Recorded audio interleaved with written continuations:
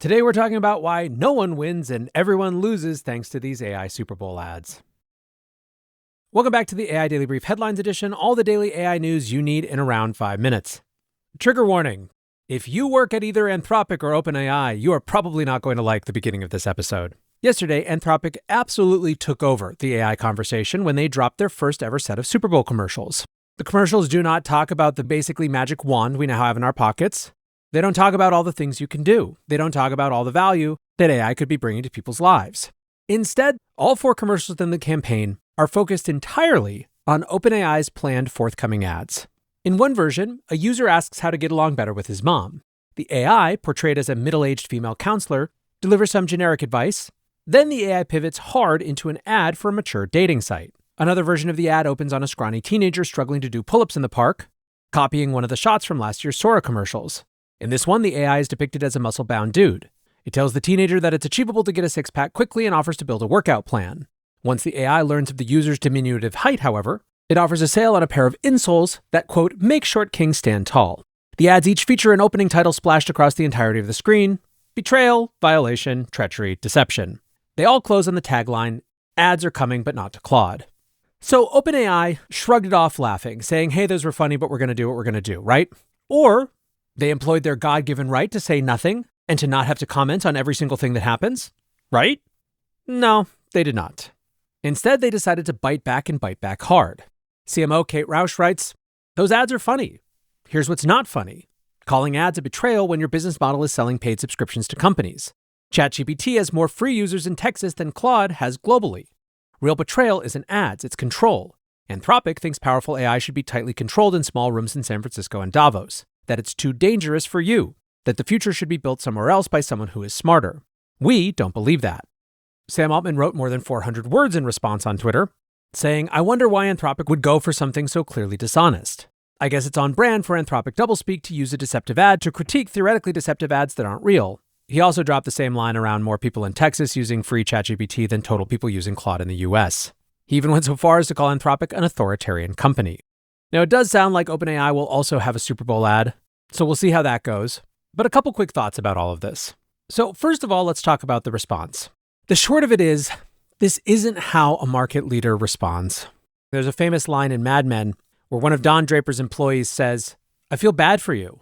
Draper looks at him deadpan and says, I don't think about you at all. That's the energy when you're the market leader. Or you make it playful when they're clearly trying to make it serious. What you don't do, I don't think, is ratchet it up to claims of authoritarianism. Or at least you don't before you take a night to sleep on it. But to be honest, in this particular case, I got more beef with Anthropic. This move is so out of character for them and so wrong-headed in so many ways that I'm actually trying to rack my brain to figure out if there's something that I'm missing.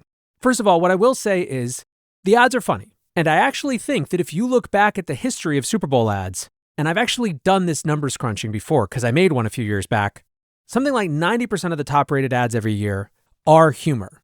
They're not serious, they're not uplifting, they're not tearjerkers.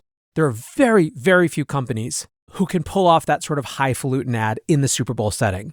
It's the one time a year that people actually want to be advertised to, but they want to be entertained. So I am sympathetic to wanting to do a funny ad. Here's where things go off the rails, though. I don't think anyone's going to really get the context. Expecting that users know that OpenAI has said that they're going to do ads in ChatGPT is just not realistic. It would be one thing if ads had already premiered in ChatGPT and everyone was complaining about them. But the entire basis for Anthropic's campaign is a critique of something that doesn't exist yet. It's a pain that people aren't feeling yet.